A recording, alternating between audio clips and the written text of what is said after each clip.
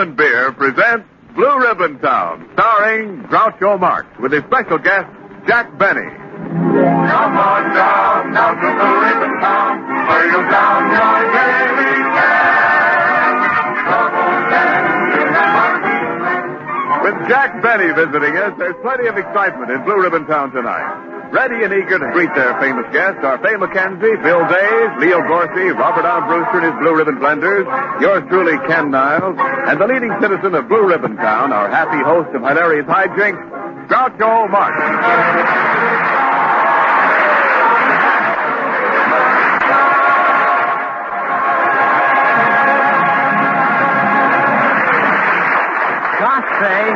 Gosh, Fay, this is certainly a red letter day in Blue Ribbon Town with Jack Benny coming to visit us. Certainly is, Bill. Say, Groucho, you never did tell us what your visit to Jack Benny last Sunday was like. I had a wonderful time, and his rates weren't too high either. Oh, Mr. Marx, you don't really mean that Jack Benny charged you. I don't know, Bill, but that was the first time I ever sat in a rocking chair with a meter on it. But I must say, the dinner Jack prepared was very nice. He had a beautiful golden brown turkey on the table. Say, that was very generous of Jack. Yes, it was. A very unusual turkey, too. What do you mean? It was the first turkey I ever ate made out of grape nut flakes. Was the stuffing good? Yes, it was. If you like more grape nut flakes. Well, did you meet Phil Harris? I think he's awfully cute. Yes, he is. Cute and ignorant.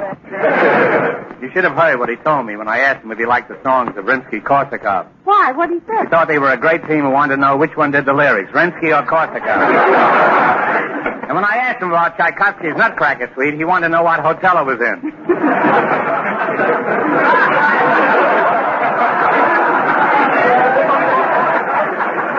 Well, everybody knows it's the ambassador. Hey, Marcy, is our extinguished guest here yet? Well, everybody's entitled to one mistake, and here's Mother Nature's. Leo Gorsey.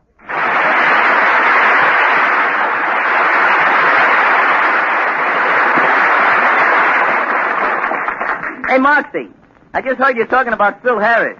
You know, he's an old schoolmate of mine. Gee, I ain't seen Phil since we was in the 5th grade together. You ain't? No, just think. 2 whole years has fled by. Say, Marcy, did you enjoy yourself at Jack Benny's house last Sunday? Yes, I did, Gorsey, but I'm always glad to be back here in Blue Ribbon Town with my own happy little family. You're right, Groucho. We are one happy little family. I like you so much, Groucho. And I like you, Fay. And I like you too, Mr. Marx. And I like you, Bill. And Marcy, I like you likewise. And Gorsey, I like you lengthwise. But really, kids, I am fond of you. Ah, my happy little family. I feel like taking you all in my arms. You, Bill, and you, Gorsey, and you, Fay. Hey, Bill, why don't you and Gorsey get out and make more room for Fay? Jack Benny's main reason for coming up here is to get a complete vacation. He's mentally worn out from doing his radio show for so long. I can understand that. Jack Benny's certainly been on the air a long time, hasn't he? He certainly has. Why, Benny's been on the air so long, he can remember when John wasn't even married to his first wife.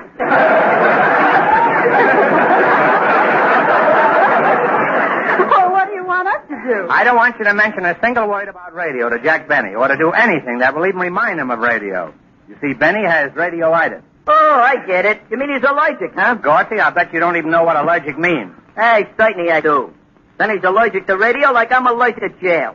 Allergic to jail? I don't quite see the connection. Well, every time I'm in jail, I break out. See you later, Marcy.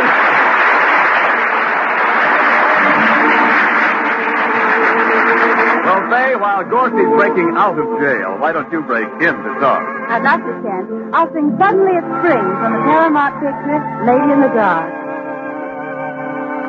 Why is my heart dancing, imagine dancing? You look at me and suddenly it's spring. Why do I keep sighing, not sad, just sighing? I'm young and free and suddenly it's spring. On a hilltop, love is calling. Someone should wish me happy falling. No more being lonely.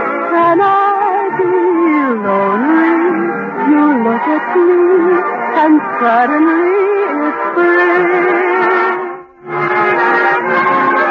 High on the hilltop, my true love is calling. Someone to bring happy, happy falling. No more being lonely can I be lonely. You look at me and suddenly it's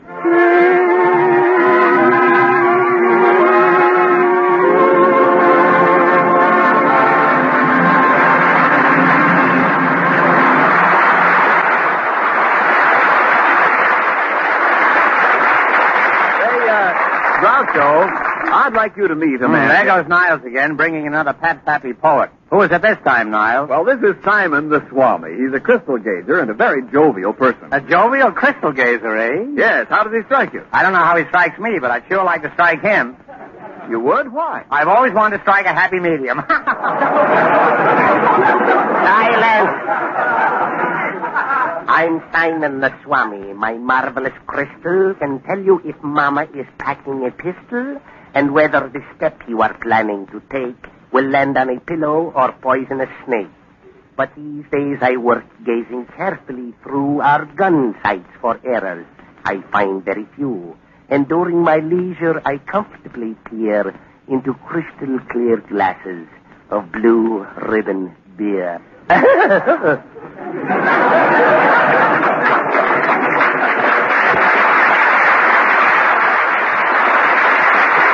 Yes, all over America, when people sit down for an hour or two of comfortable leisure, they always seem to call for a glass of mellow, delicious Pabst Blue Ribbon beer. Since 1844, we've brewed and sold some of the world's finest beers. And today, Pabst Blue Ribbon is the finest of all. Pabst, you know, is full flavor blended from 33 fine brews. And there's a whole century of brewing skill and knowledge in every delicious drop. Order it with confidence. Serve it with pride. For no matter where you go, there is no finer beer, no finer blend than Pabst Blue Ribbon.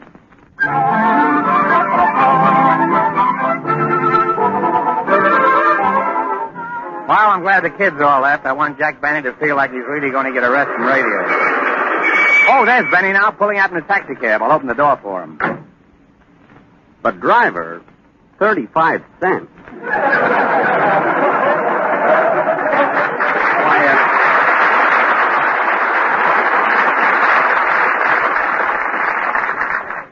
Can't be over 7 miles from here to the station. Well, all right. Oh, hello, Groucho. Well, if it isn't Jack Benny, the last of the Waukegans.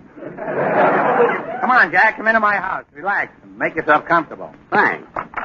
You're welcome. And, Jack, I want you to know that I told everybody in town that you're here for a rest and that they're not to mention anything about radio to you. Thanks again, Groucho. I appreciate that. You know, Groucho, to me, you're just a friend. I've never regarded you as a radio comedian.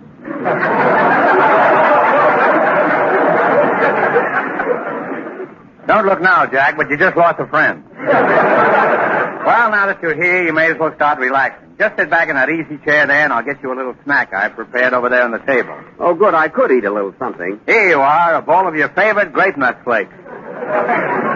Well, gee, thanks, Groucho. Wait a minute. You're supposed to pour cream over them, not Pabst Blue Ribbon beer. You take care of your sponsor, and I'll take care of mine. See, Groucho, this is swell. It's the first time in years I've been able to have 2 minutes to myself without someone talking shop. Jack, the word radio isn't ever going to be mentioned around here. Say, how about some music? I'll turn on the, yes? How'd you like to listen to the vacuum cleaner? Maybe I can pick up Stardust. No, I'd rather just sit here and take it easy and talk about other things than, you know what. Suits me. Well, what would you like to talk about, Groucho? Oh, anything you'd like to talk about, Jack. Well, I'd like to talk about anything you'd like to talk about, Groucho.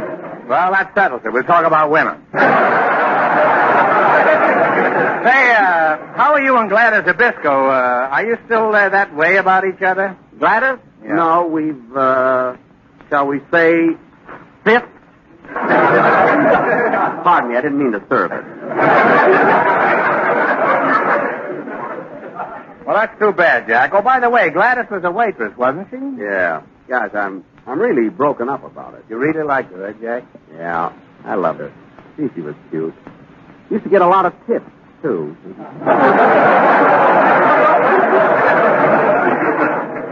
Well, that is true love.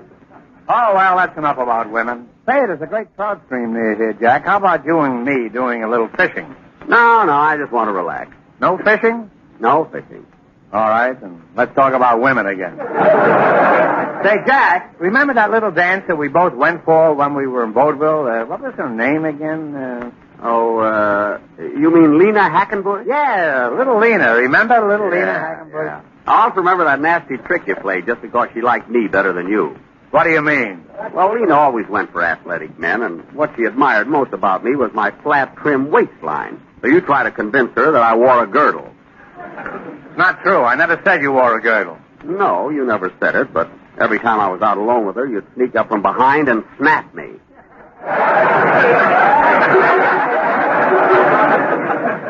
Well, enough of reminiscing, Jack. How about going for a little walk and really seeing Blue Ribbon Town? No, Groucho. I just want to sit here and relax. No walking? No walking. Well, back to women again.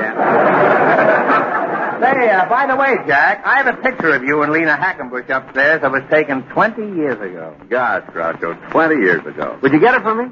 Gladly, Jack. Say, is that the one where Lena's running her fingers through my hair? That's the one.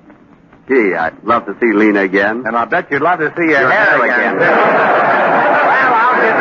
I'll get the picture and be right back. Well, Mr. Benny. Yes, young man. Mr. Benny, I'm Bill Days, one of Mr. Marx's happy Blue Ribbon Town family. Glad to know you, kid. What's on your mind? I sing. Well, that's nice. When Groucho comes down, you can sing for him. But I don't want to sing for Groucho. I want to sing for you, Mr. Benny. Sing for me? What for? Well, gosh, after hearing me, I know you're going to want me on your program. Look, kid, I came here to forget radio. Didn't Mr. Marx tell you not to bother me? Yes, but gee, I couldn't help it. Being on your show gives a person so much prestige. Look, kid, You really think it does? Yes, I do. Gosh, Mr. Benny, you're just about the best there is in your field. Am I? Would you mind saying that a little louder, Bud? Louder? Why? Fred Allen doesn't hear as good as he used to. Yes, Mr. Older, Benny. you know. Yes, Mr. Benny, you're absolutely top. The greatest there has ever been. You just don't realize it. Oh, I do, too. Well, go ahead, kid. Sing. I don't mind. Go on. Smart kid. Got good taste, too, this kid. Really has. I used to be bewildered. Now I know why I go walking round in a wonderful glow. There's a lot. Here am I riding high on a hill, far away from the usual road, with a world of my own at my feet. All because fate was heavenly sweet.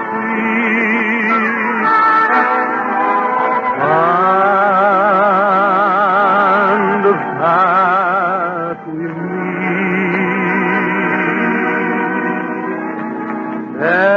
Never dreamed in my wildest dream that I'd fall quite so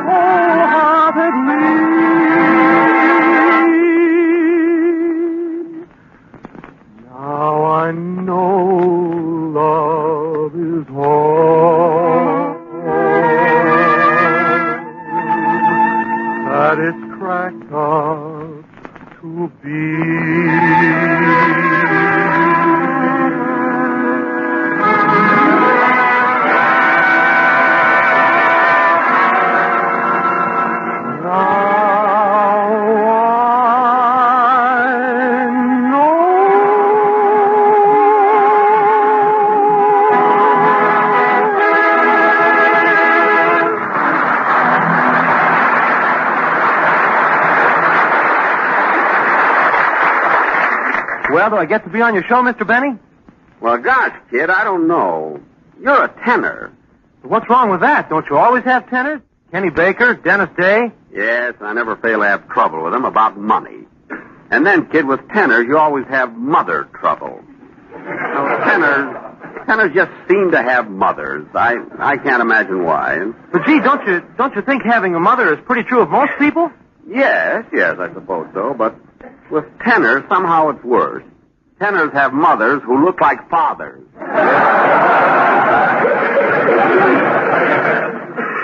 Besides, I already have a contract with Dennis Day, an extremely fine tenor, so you can see nothing, absolutely nothing, could make me change my mind. But for such an opportunity, Mr. Benny, I'd even be willing to work for nothing. Please, kid, I'm not...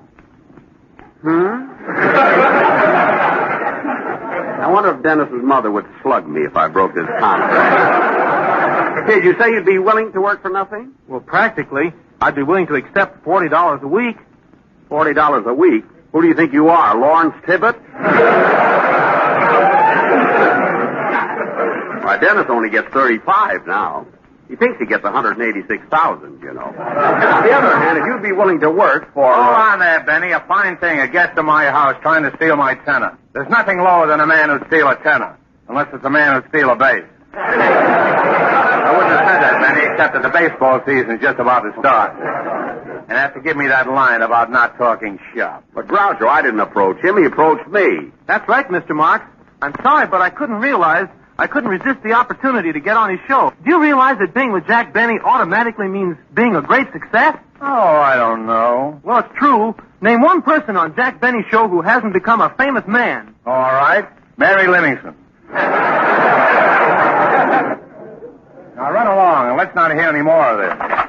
Well, Jack Benny, I'm certainly glad to see you. Glad to see you, Ken Niles. Yes, indeed. Mr. Benny, I've been wanting to talk to you for a long time. Yes, sir, you need an announcer like me on your show. You too, Niles? Oh, quiet, Groucho. I'm talking to a radio star.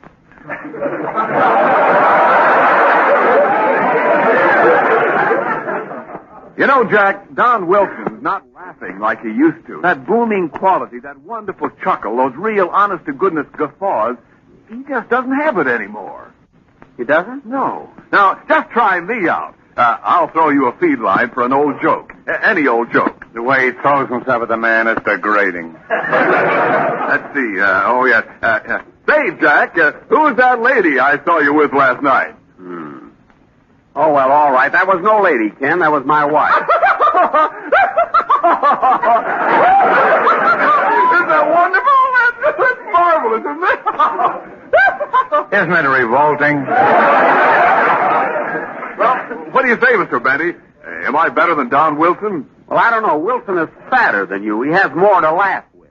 Well, I admit Don Wilson's a lot fatter than I am, but name one thing he can do that I can't do. Well, Wilson can take a shower without getting his feet wet. Niles, you don't want to really leave me, do you? I thought we were one big happy family here. Yeah, but this is Jack Benny, the Jack Benny. So I'm Groucho Marx, the Groucho Marx. So what? That's what I say. So what? I know how you feel, son. Sometimes I even try to forget I'm Jack Benny. Yes, but it's such a thrill when he remembers. Oh, Mr. Benny, There must be a joke in here for me someplace.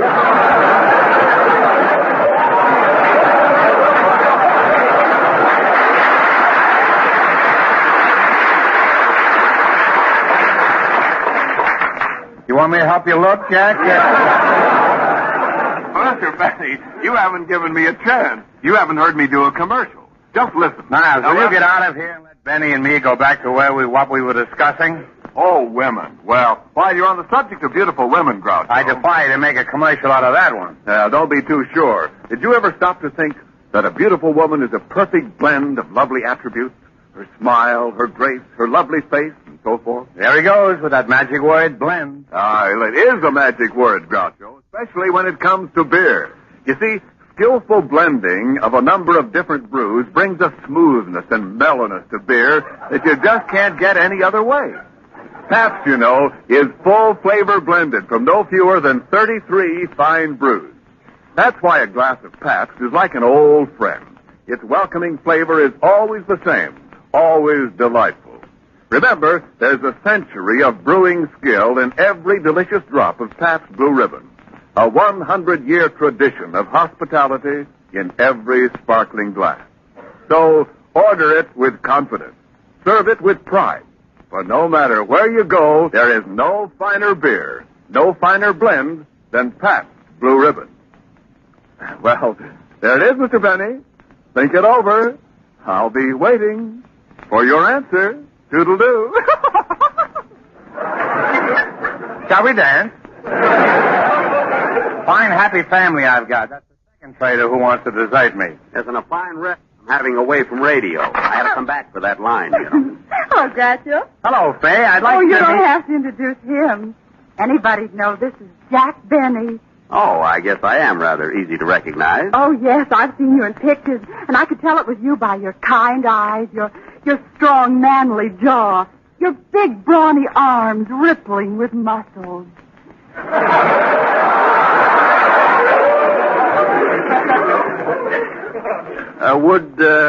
Would you mind saying that a little softer, please?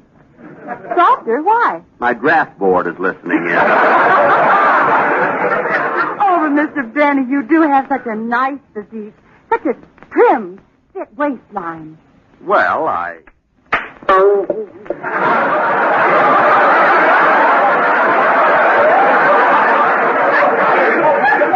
Groucho Marx, you snapped me again. There's never a shortage of rubber around Benny. You know, you're quite attractive, Miss Mackenzie. Oh, thanks, but don't call me Miss Mackenzie. You can call me Daisy. I can? Mm-hmm. Well, then you can call me Jaxie Poo.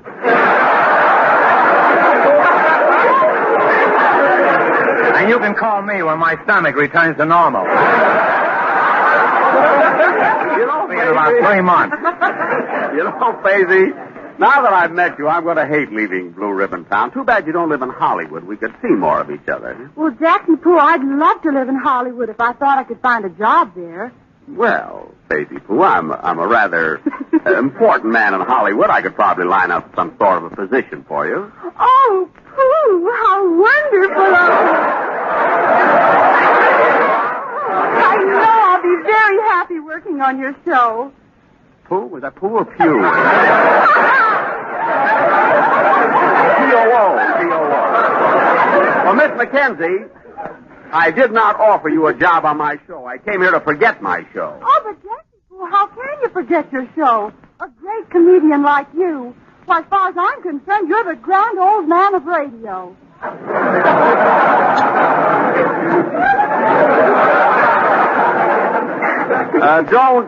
Don't let my gray hair fool you. I'm just breaking it in for a silver fox. Say, I'm really not old. It's just that I began my career so young, 30 years ago. Well, I was just in knee pants. Yes, and he looked awfully funny.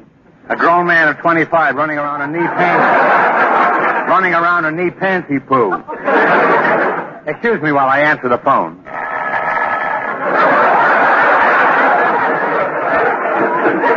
Jack, excuse me while I answer the phone. That never happens on my show. Everything happens on our show. Hello?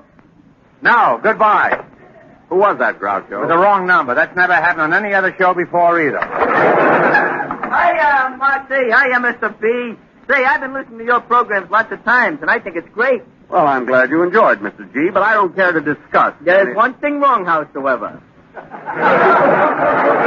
That guy, Phil Harris, detracts from the refinement and culture of the program. You really think so? There ain't a participle of a doubt.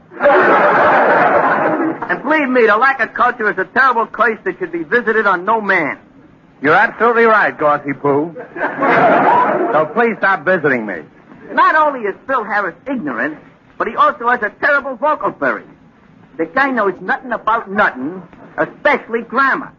Not only can't he conjugate conjugation, but he can't even subjunct subjunction. Boy, what a soliloquy. See, what you should do, Benny, is get someone to take Harris's place. Someone who's got class, refinement, and education. In other words, me. That's more than I had on the whole program.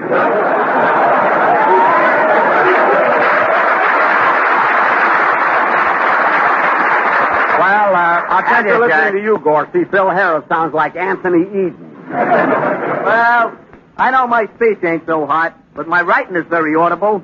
Sleep on that, Benny. I'll see you later. Some happy family I've got, Jack. Everybody has tried to leave me for your radio show. Yes, in fact, Rochester's was the only job that nobody wanted. Yeah, some happy family, all right. What loyalty? They don't even know the meaning of the word.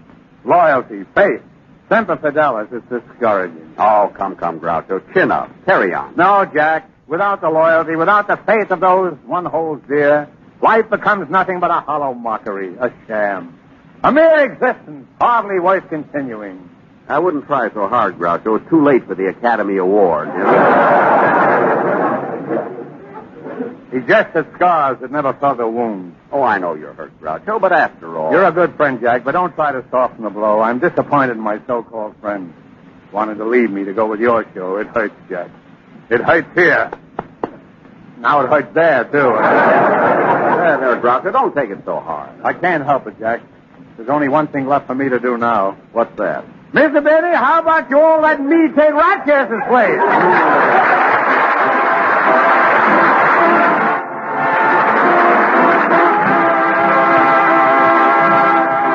Mr. Benny, if you want to hear how I deliver an important message on the show, just grab an earful of this.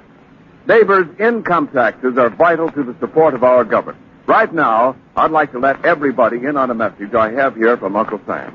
He considers the prompt filing of income tax returns so important this year that he's asking everybody to find out what they owe him just as soon as possible. Don't wait until the March 15th deadline. Find out where you stand. You may owe more or less than you think. Get straightened out early. If you haven't received forms, write the office of your local collector of internal revenue immediately for forms and information. You can find out his address at your nearest bank or post office. If you need help with filing your returns, you can get it free of charge at the same office. But ask for it in time to avoid the rush. Remember, file early. It's more important this year than ever before. Well, Groucho, it's time for me to leave. I want to thank you for your hospitality. It was nice having you, Jack. Thanks for coming down. You must visit me again sometime. I'll be glad to. By the way, who's your guest next week? Everett Horton. He's having trouble with his income tax, and he wants me to help him figure it out. Groucho, I didn't know you were good at that sort of thing. Do you really know how to fill out those income tax forms? Oh, yes. In fact, I helped Dorothy Lamour with her income tax last year, and you know how well her form is filled out. Well, good night, Groucho. Now, wait a minute, fellas. Get this very clever line they gave me to end the program with. Oh, this will be a scream. Wait till you hear this. Good night, Groucho. I'll be listening next week.